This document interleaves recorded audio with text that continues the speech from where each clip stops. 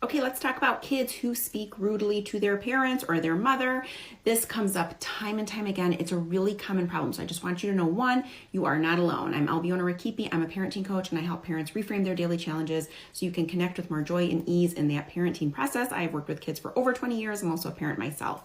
So back talk, rude talk, this is really incredibly triggering. I want to highlight that first and foremost. If you are like me and you were raised in a home where there was a lot of demand around speaking respectfully, being respectful toward parents and elders and things of that sort. Rude talking, back talking was so not allowed.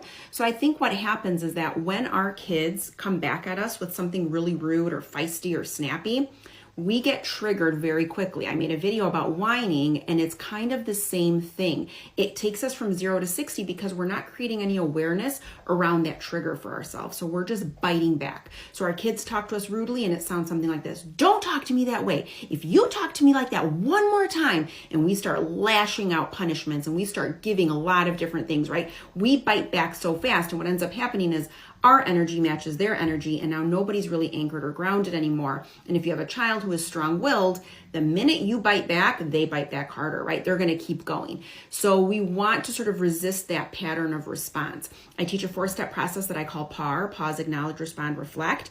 I did a 60-minute video on this. It's free. If you go into my profile, you can download the recording. I walk you through the steps of how to use PAR so that you're not a reactive parent. Well, let's jump back to back talking. So what do you do? First of all, recognize if it's something that triggers you based on the way you were parented. Do you view yourself as not a great parent if you have a child who is talking to you this way? I mean, how could it be that you have a child who's rude? That must mean you're not doing a good job. Dismiss all of that. That's all chatter in your head that isn't going to lend itself to what your child needs. Number 2, I believe it's really important to teach kids boundaries around how we are spoken to, and we have to model that. So what I would say if it was my child is I would say, I can tell by the way that you're speaking to me that you are unhappy, that there is something that doesn't feel right inside of you, and I get that. However, I will not let you speak to me that way. So either we take a pause until you can remember how to talk to me, or we wait, but I will not talk to you when you're talking to me like this, and it also won't change the outcome. I think you have to be really, really crystal clear with your kids that you will not be spoken to that way.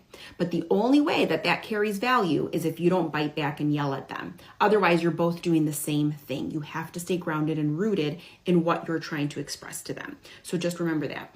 And then number 3, just recognize these are phases, but it is really important to kind of catch it while it's happening and to not really take the bait and get in that back and forth exchange. You don't want to really give severe punishments or consequences here. Just stop it right when it happens and don't engage. For more information, grab free resources.